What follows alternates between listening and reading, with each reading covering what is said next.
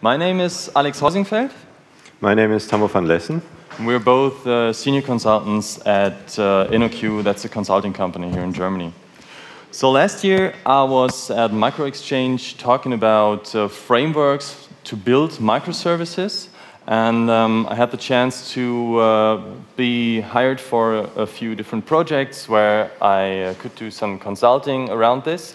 And lately we noticed there are some challenges when you build these microservices that people might not be aware of, and that is basically the motivation for the talk today that I will go into detail in a few seconds. So we structured the talk around the motivation, distributed logging, distributed metrics, and the conclusions we derive from that.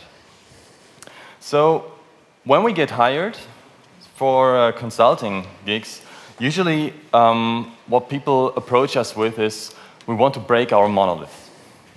And if you review such monolithic applications, what we tend to do at the first step, and you look into these boxes, you will likely find that inside these boxes you have like multiple domains, or in terms of domain-driven design, bounded contexts, if you want.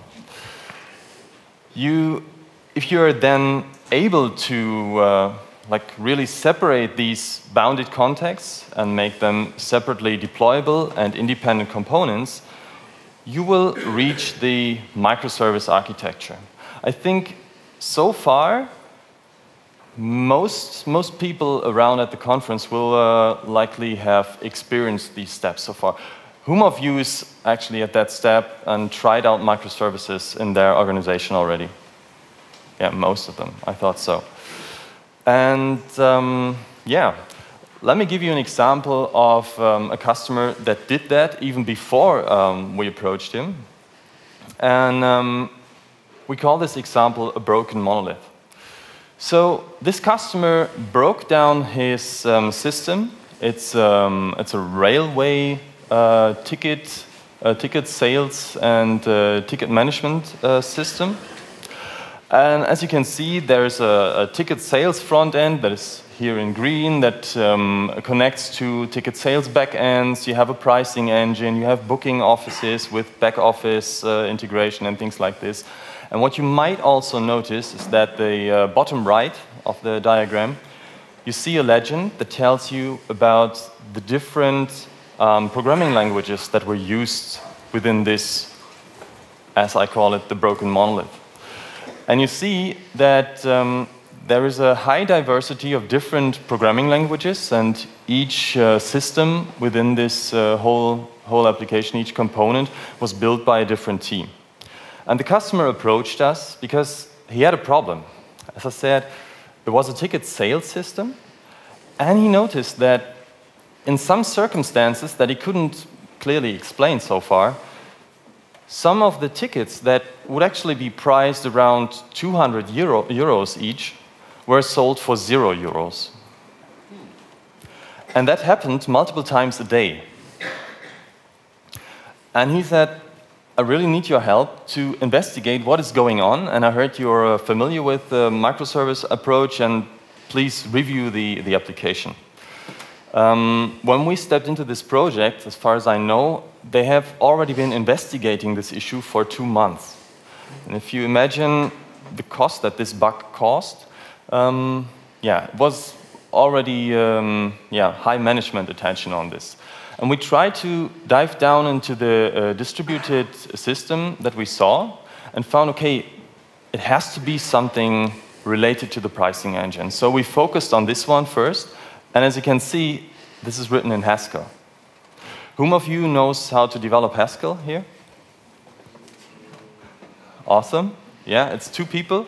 And exactly in the project, in the whole company, there were exactly 2 people who knew. But these were external. And as the pricing engine was considered more or less complete, these externals were there only on Fridays every 2 weeks.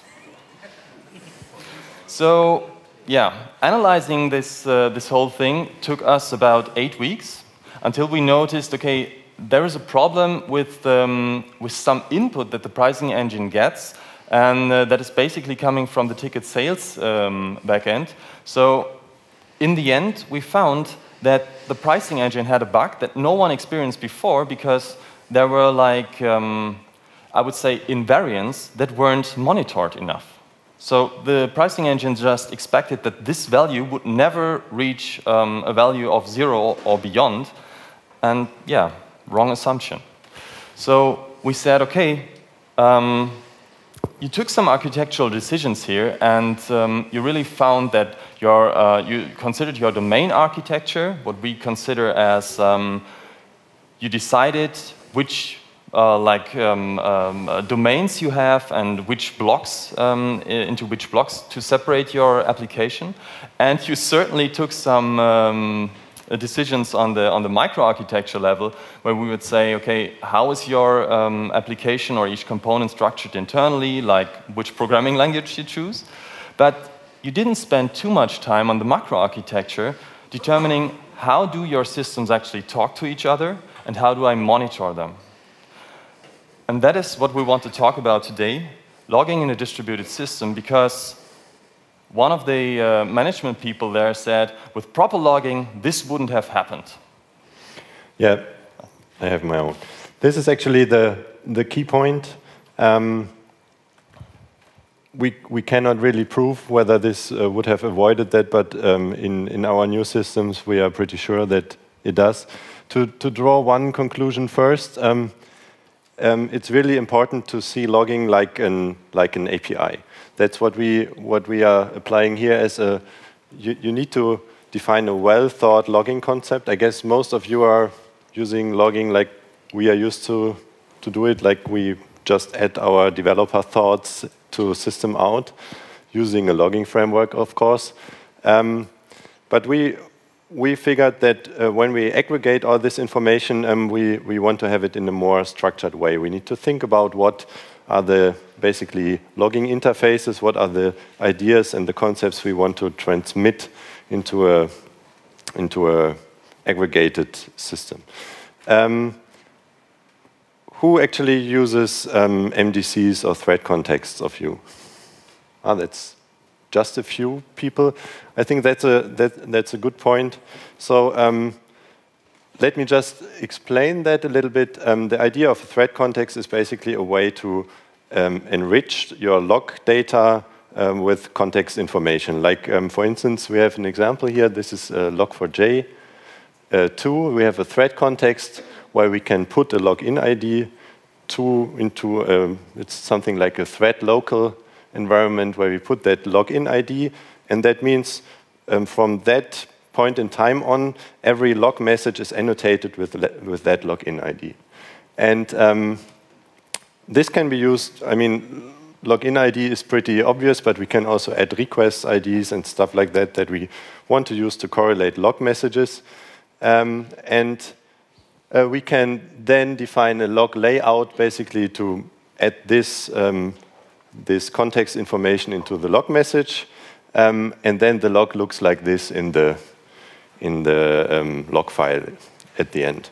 But you may figure that if you now want to read this information, this is also something we do frequently, but we want to avoid, is to SSH to a system. We then use grep or less to find things, and then we basically grep for John Doe to see what happened with John Doe and stuff like that. What is way better actually is to define a structured log layout. And it's quite obvious that the JSON is a good idea. So we can just define a JSON layout, and then we get the log example here. So we have the login ID set to John Doe. We can find that here. We see the log messages, and we see timestamps and stuff like this. So if we decide to use that structured messages, it's more difficult actually to access the data with less, but it's way better to use dedicated tools to access that data than SSHing to a machine and reading text files, basically. We'll come to that later. Once we have that, we can also think of defining quality of services for log messages. I mean, we all know that from messaging, basically, that we can define different quality of services for different messages. Some are more important, some are less important. And basically for log messages, we have the same. And usually we only distinguish the log levels, like warning or debug or error or fatal, stuff like that. But actually there can be more. For instance, we could say this is related to an SQL update, this is related to an SQL delete. And then we can use markers and filters actually provided by our logging framework to have a more fine-grained routing of that message. Meanwhile, we also have logging frameworks where we can have messages routed to a system that is more reliable, and then we can use that for auditing, and we can route them to another system where we only store things that are related to security issues. So we really recommend to come up with a logging concept up front where you define what kind of messages we have, what are the categories. We can define something like a taxonomy of categories, and then that way we basically build something like an API for log messages. And a guideline for the teams, so to say. So if we say concept, then we really mean a concept up front. Yes. And this is something like when you set up your, I don't know, Maven or Gradle or whatever setup, or your continuous delivery pipeline, you should also think of those things. What do you want to see in your logging, I say, system? Can be files, but can be aggregated systems.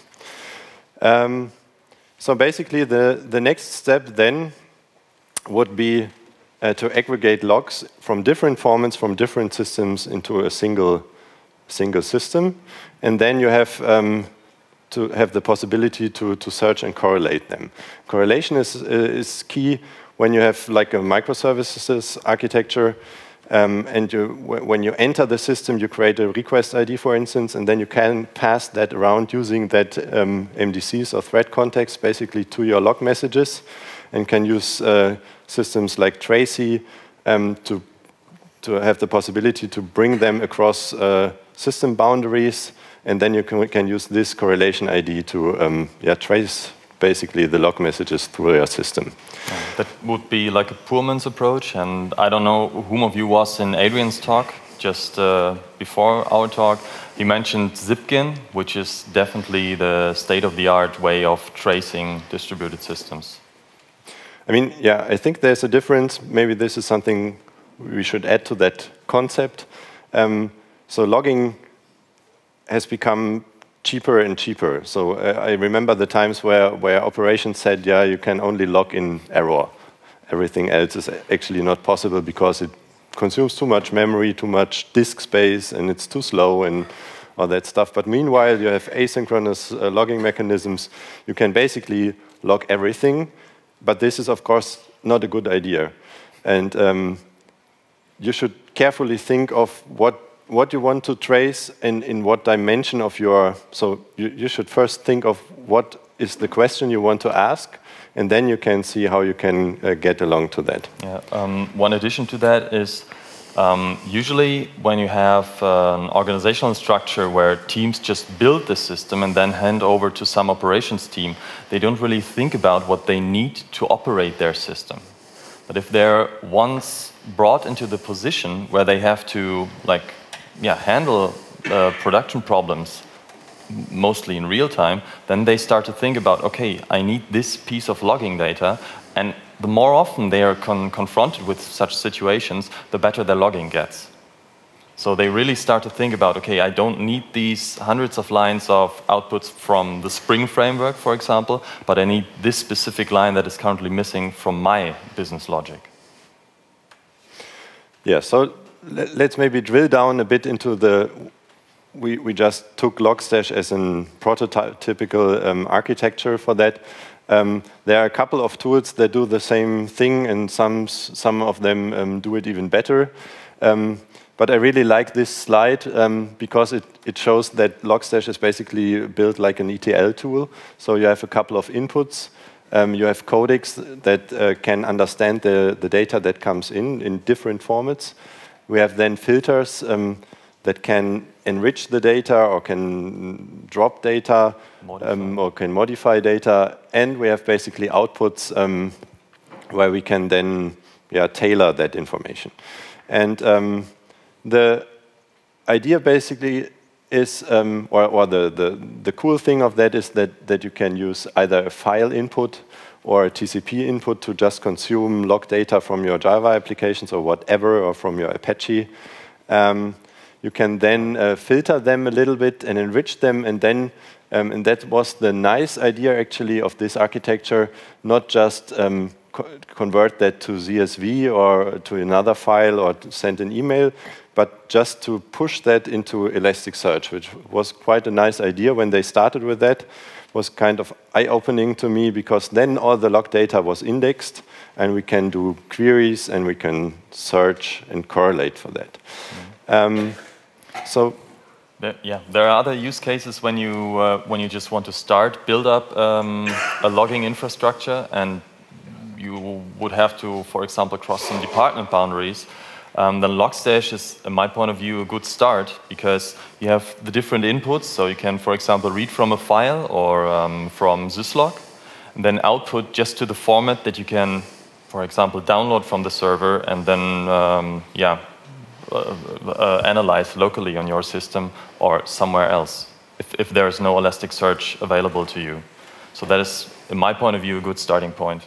Definitely. And the idea is to get an overall view of your system, so that you can basically pipe all the information into that, and the idea is to get the means out of that later. So a typical architecture of this so-called ELK stack, it's Elasticsearch, Logstash, and Kibana, which is then visualizing that stuff, is basically that we have multiple Logstash instances that consume the data either from files or get that by TCP, for instance, and then we push that data into Elasticsearch, and then use Kibana to visualize that. Yeah, and as you can see, in some setups, the way from Logstash to Elasticsearch might actually be a little bit longer. So a recent project of mine, we had set up this infrastructure, but what I wasn't faced with before is the customer had a very distributed setup. And what I mean with distributed is that the Elasticsearch was located in Switzerland, and they had their application running in AWS in US West, Australia, and Taiwan. And you might not know, the average latency between Australia and Switzerland was around 500 milliseconds per request. And we really faced issues there with pushing the log data, even though we adopted batching there.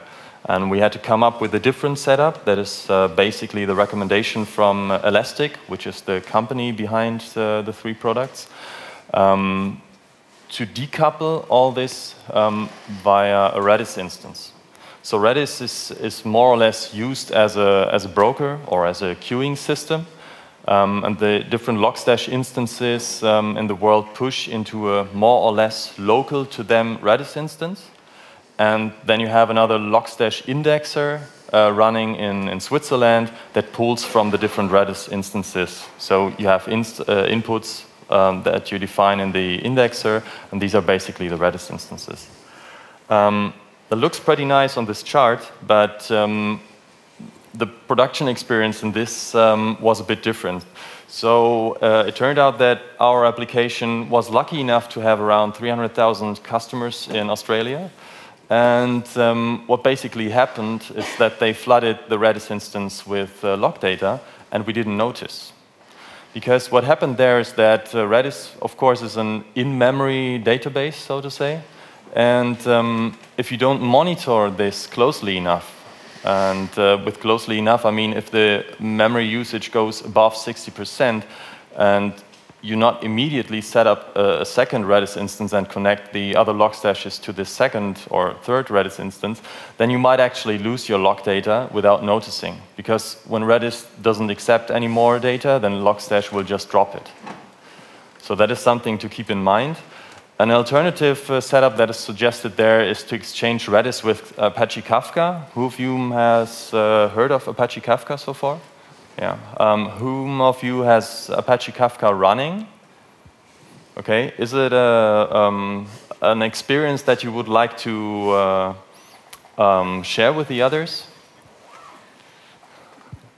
I mean, in the end, Apache Kafka requires a zookeeper cluster that you have to set up, and it's like your whole infrastructure keeps growing and growing and growing just to have your log data securely transported into Elasticsearch. You really have to weigh off whether you just want to have like 3 Redis instances there and set up another one, or whether you want to go the journey with Apache Kafka.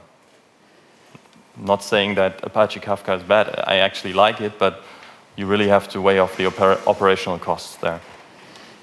You should also be aware that the amount of space you need for a log message is 10 times the amount of a single log message when it's indexed by Elasticsearch.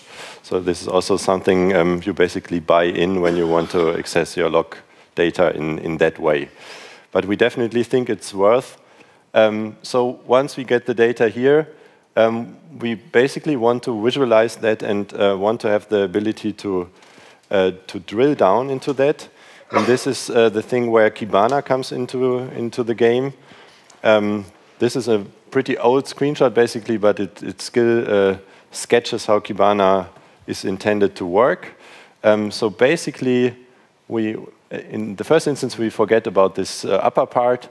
So we have here the log messages or events that we gather in Elasticsearch.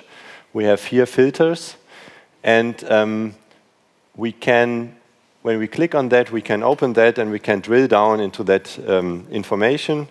And usually we also have something like it looks like a histogram, but it isn't. It's like you have the time series, and you see how many events you have there, and you can use that in order to define at what time range you basically want to look. And then you can define such nice charts, and for this time frame you had defined, you can see how this chart basically moves.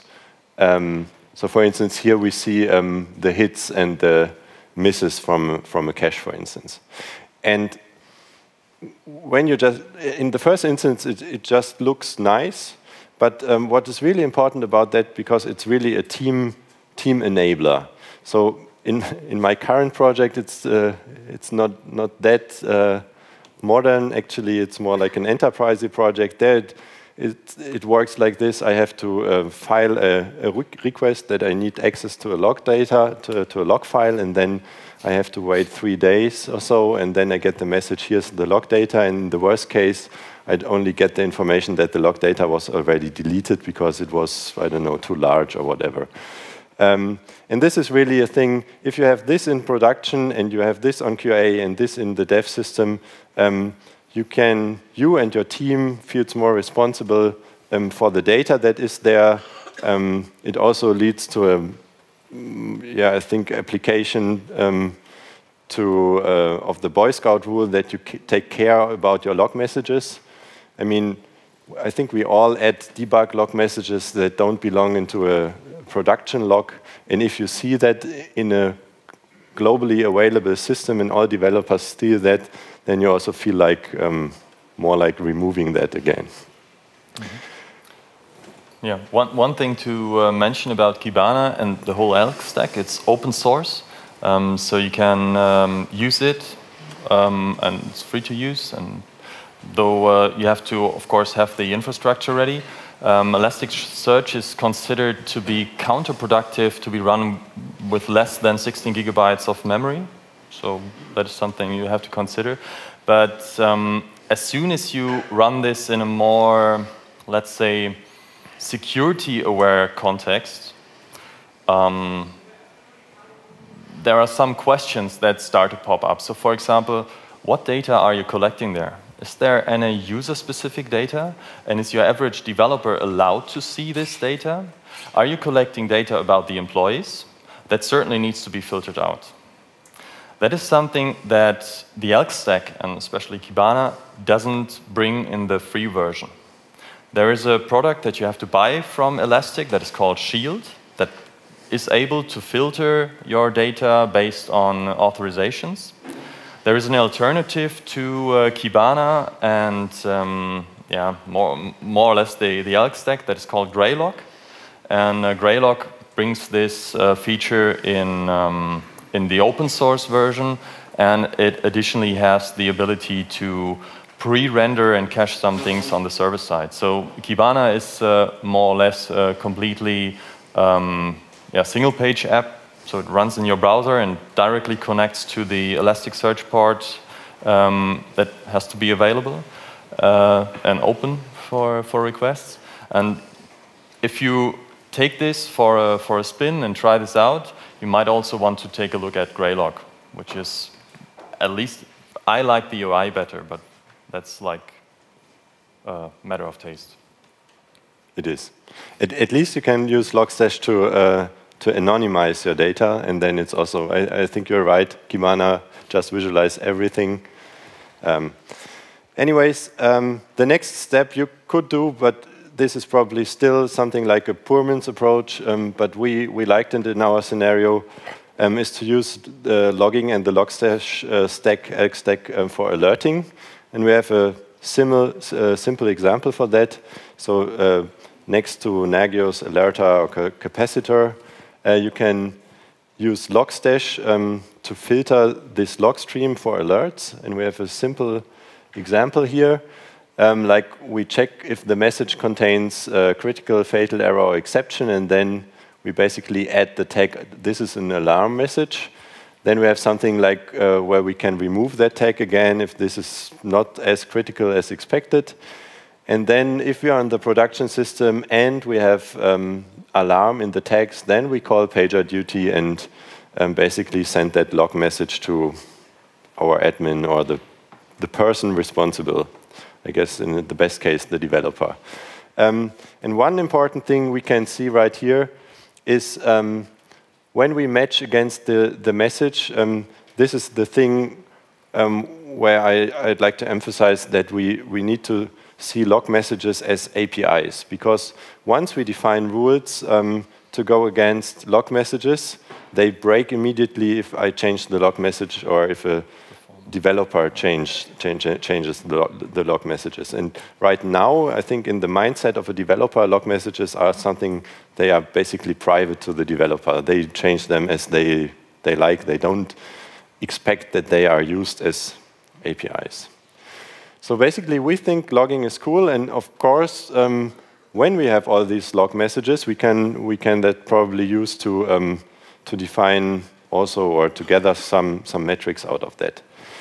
And of course, you can do that. You can just count how many messages of that type we have. Then again, you have to keep in mind that this serves as an API in that case. But we think basically you should watch out when doing that because there's a difference. Log messages, this is a stream of data where when you want to have metrics, you more have a view as it's the now status of a system that you want to get. You also probably want to see more like this status has evolved or is moving, but it's not really depending on the stream of events. And an example for that where it's, for instance, even difficult to get that information out of log files is when you want to see the saturation of your database pools or thread pools. Of course, you could log, now we added one thread or we removed one thread, but then you have to do the correlation on that log messages. So it's basically better to have an alternative to directly have the possibility to push metrics into a centralized system to again have an aggregated view on distributed systems. And basically we distinguish 3 kinds of metrics. So the first are business metrics. This is something the C-level executives usually are interested in. This is in one project, it was like how many mortgage notes have we been processed today, or what is our transaction volume today or compared to yesterday, and what how long was the longest approval process, stuff like that. But then we have also the view on the application. This would be something like requests per second, or how many errors we have, what is the saturation in our thread pools, how many garbage collection do we have. In addition on that, we want to look into the system metrics, things like CPU, load, memory, disk space, or even the entropy of your system. We usually have issues with the Oracle DB JDBC driver if there's not enough entropy in your system. Usually if you have issues with your application or issues with your business metrics, they typically correlate with other kinds of metrics. So what we want to recommend is basically to not only focus on the application metrics, but also think of exposing business metrics and system metrics. And once you have the ability to push that into an aggregated system, you can combine all those views. And once you have an issue, you can overlay all this information, and then you can see, well, yeah, probably this business metrics went down because here we had this high CPU spikes, and they were probably related because of, or caused because we had some, I don't know, empty thread pools, stuff like that. Usually when I approach development teams and tell them, you should gather some metrics of your system, the people ask me, why should a developer care about this? I mean, metrics, yeah, this is some ops thing, right? I mean, CPU usage, we don't care about this. They have to monitor it, and they just have to spin up another instance, and yeah, then we're just fine. Yeah, we're not operating this. So let me ask the question, whom of you is gathering metrics from his applications running in production? Perfect. So I probably don't have to tell you that in the end, what we're paid for is to achieving the expectations that our customers put in us. And they basically measure us by checking metrics. So one thing that we could do is think about how we can measure these metrics ourselves in our systems. And let me tell you a story of what we did at a customer of ours. The idea was to set up a deployment pipeline, like kind of continuous delivery with some manual steps in between. So whenever a developer pushes something to Git, Jenkins will build this, run some unit and integration tests, push it onto or deploy it onto a development test box. Then you run some acceptance tests, in this case with Cucumber, and a specific configuration for this development test box. Of course, like adjusted to the actual capabilities of the box. Then, if these tests were successful, the stuff would go forward into the testing shadow box. Again, some acceptance tests, and after some manual testing, it would go to the production shadow box, and then again, you would have the acceptance tests. And I was asked by the department leader of the development department, do we really have to have this whole infrastructure and measure all that stuff and collect it in some central database? What's actually the advantage of this?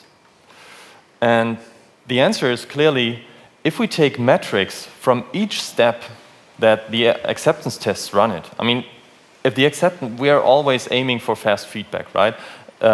We check with the acceptance tests in the development box whether something goes wrong, and then we won't even bother the testing team with some software that's not fit for purpose, right? But if we take the metrics from these acceptance tests and the results, so we don't change the tests and the boxes, then we can see the differences between our different commits in the results of the tests. That means that a developer will be able to tell whether the commit he just made influenced the performance of the system, negatively or positively, by just having gathered these metrics when the acceptance tests run.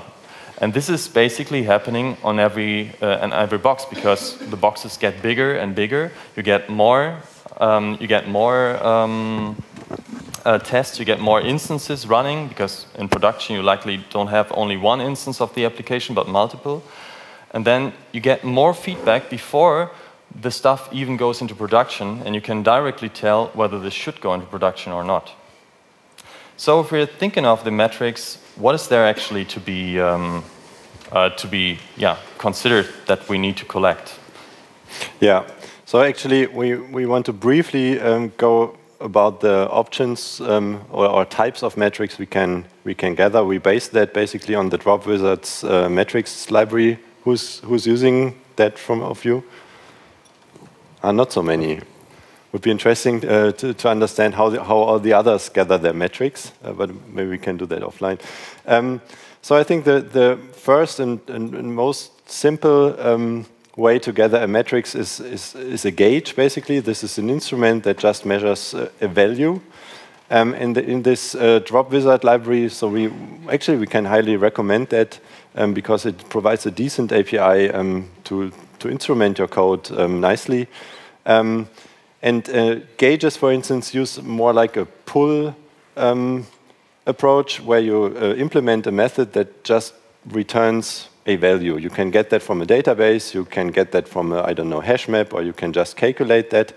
And the metrics library is continuously pulling that information, calling that method. You can even add something like caching if that's too expensive to calculate, and collects all that data and can then push it at a certain time to an upstream system, basically, or to the console, whatever you like.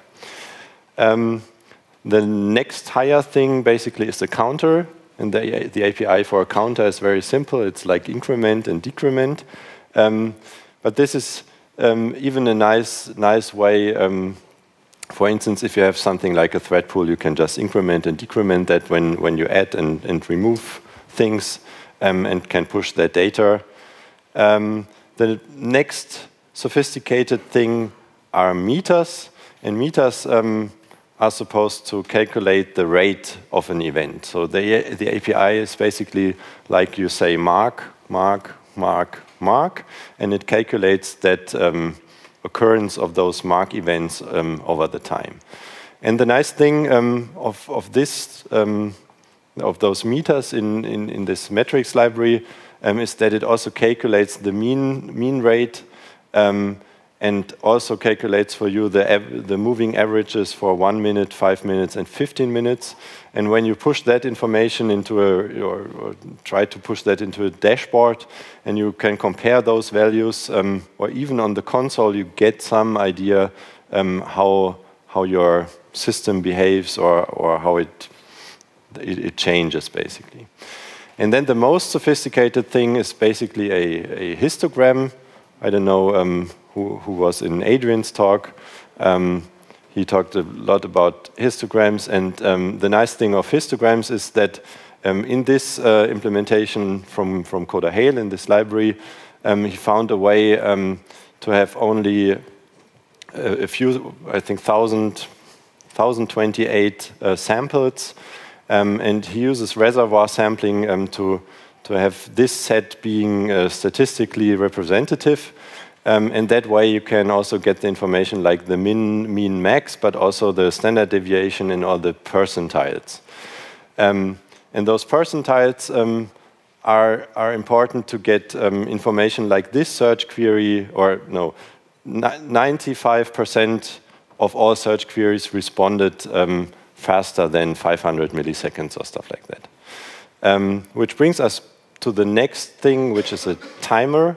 In Coda Hail's library, a timer is basically a histogram over the duration. So if you would implement something that answers the question, like you want to see the histogram of all those search queries, then this is the thing you would like to use. And now once we had the ability to measure those metrics in our single application, in this way, in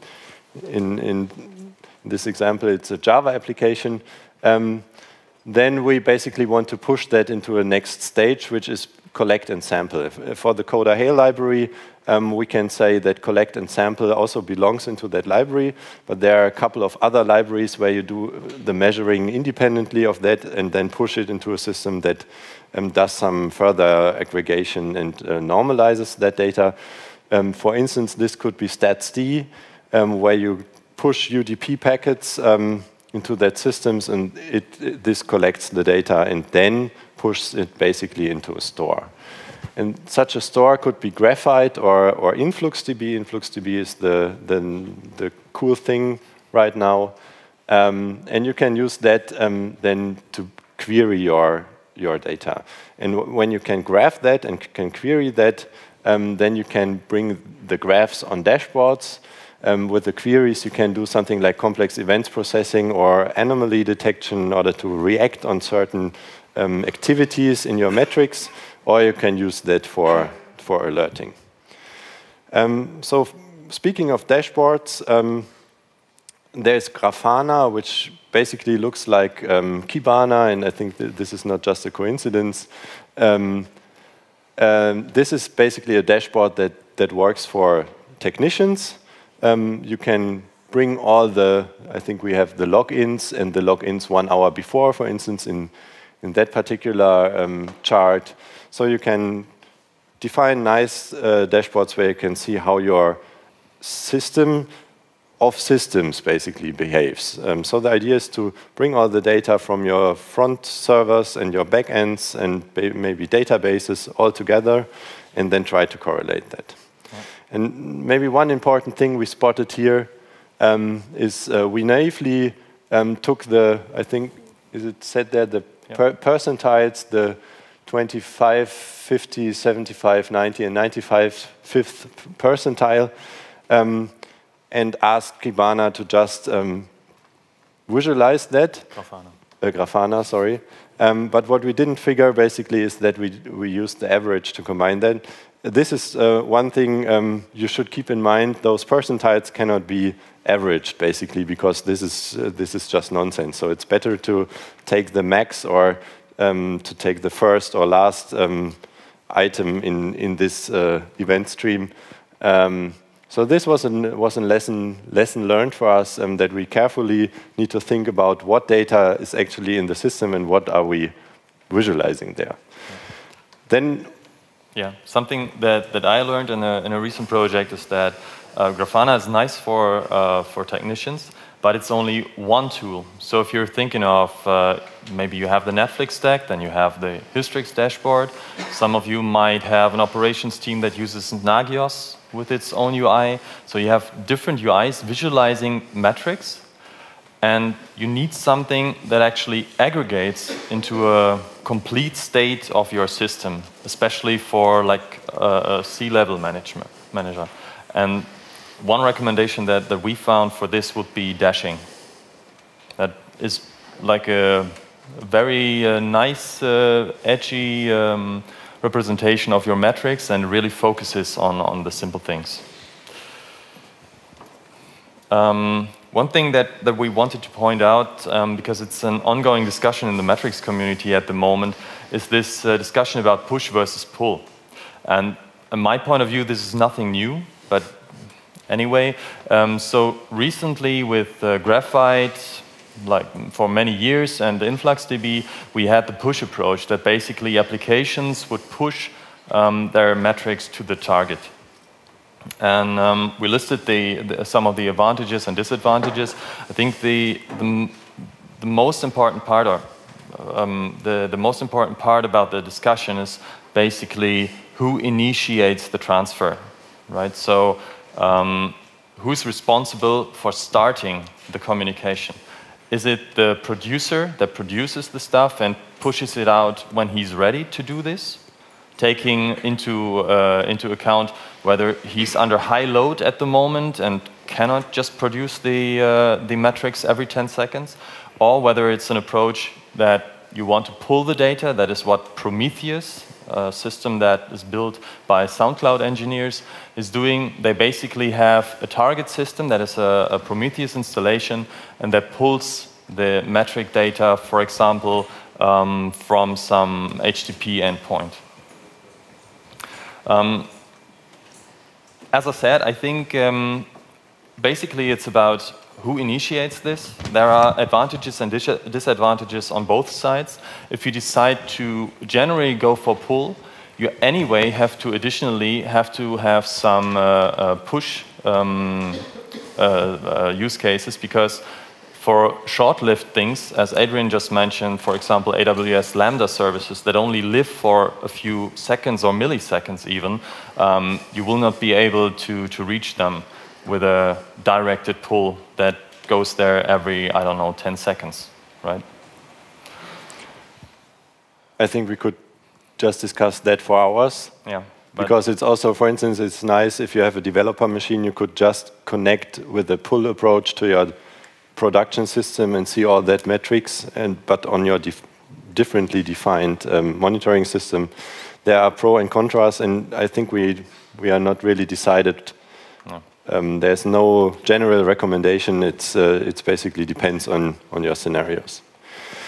So maybe some takeaways or recommendations. So consider retention policies. So for even it's like in the logging case. Gathering metrics is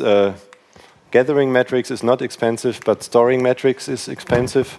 When you think of retention policies, you can basically define how you can aggregate the data and store it at a lower resolution to keep the sense of that data, but then it doesn't need as much as memory in your storage system.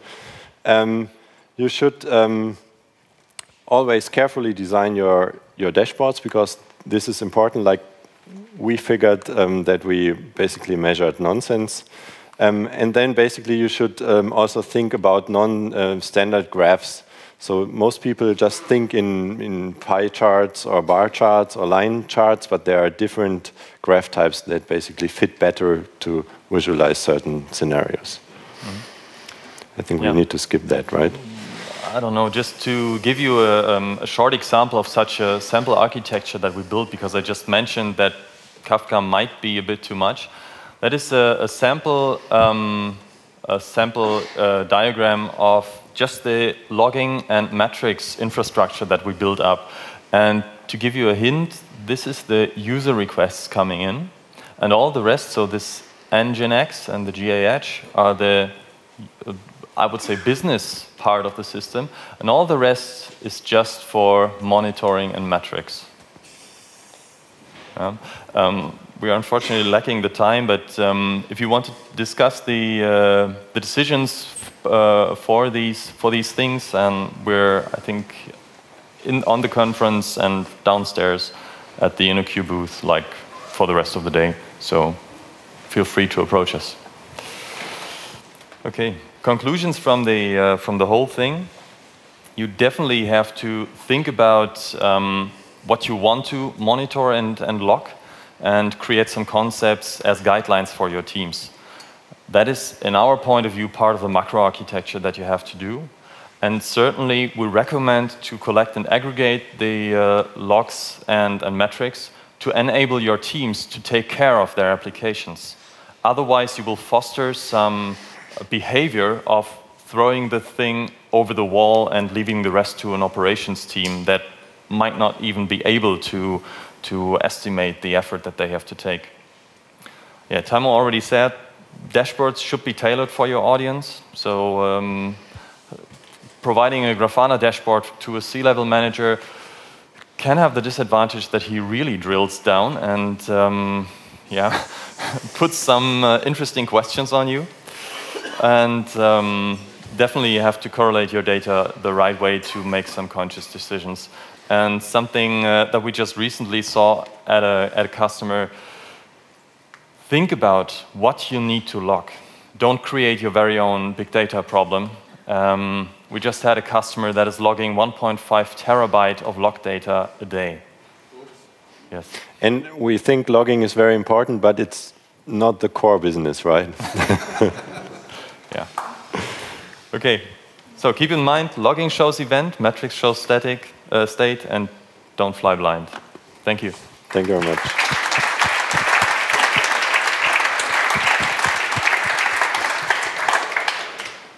Okay, great. Thanks for the nice talk. We've got 3 minutes for questions, so yeah, the first one is already there. Hi, thank you for the talk. We are right now in the stage of deciding how to aggregate the data we collect. And my question will be, is there any automatic tool to aggregate the metrics and decrease the resolution of the metrics that you collect? And the other question will be, in case of logging, right now we are just using Elasticsearch Curator to create a snapshot in Amazon S3 and delete from the current Elasticsearch the old data. But how would you go about aggregating logs? Okay. Yeah. There are 2 questions. Yeah. I have to say, unfortunately, there are a lot of tools to aggregate metric data, so it's really hard to pick the right one for you. In our case, we, for example, picked statsd to correlate some things, but we even have some background queries in InfluxDB that aggregate data over time. So that you can say the data that is like 1 month old, we don't need this in a resolution up to 10 seconds, but 1 minute would be okay. Then we try to correlate these things, and for example, if we have histograms there, we only keep those with the max values, for example. Yeah, so InfluxDB offers queries for this. I think in general, it's a nice idea to see that as several buckets. You have this first bucket where you have all that data in high resolution. And then once this bucket is full, so to say, like you have information for 1 day, then you collapse that into an aggregated value and put that into the next bucket, which has a higher time range but lower resolution. And basically, InfluxDB and Grafana and even RRD tool provide that means. So in a different way, but you just should look at that stuff. Yeah. Yeah, and the same goes for your log data. The question is whether you really need the log data that was there 5 months or 6 months ago. But what you might want to have are the metrics that you can derive from that. Like, I have seen many people that derive metrics from their Apache access logs. You can, I mean, these are calculated on the fly, and you can just like take out the metrics, put them into some time series database, and then get rid of the access logs. That would also be possible. Mm-hmm.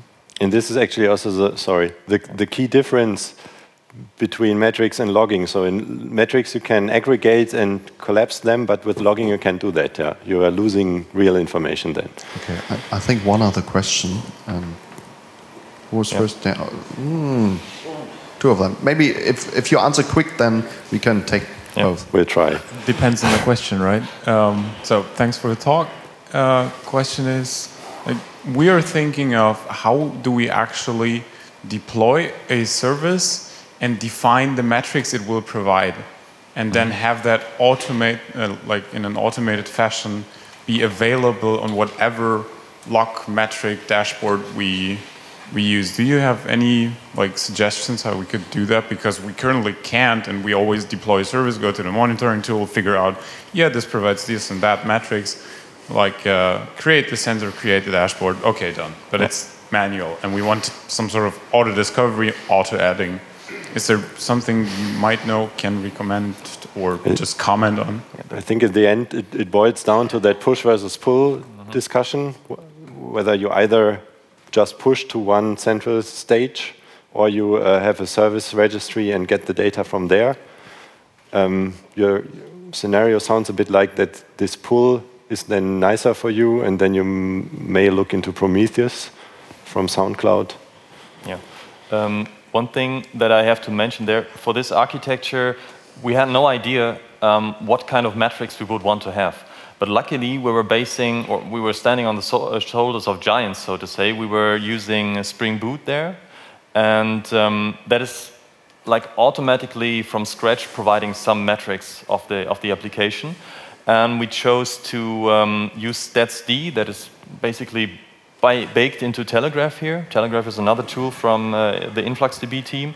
And this is a kind of decoupling that I would really advise you to take, to say, okay, I have my application that pushes to some, I would say, local aggregator, and then you go forward and push this into some central database.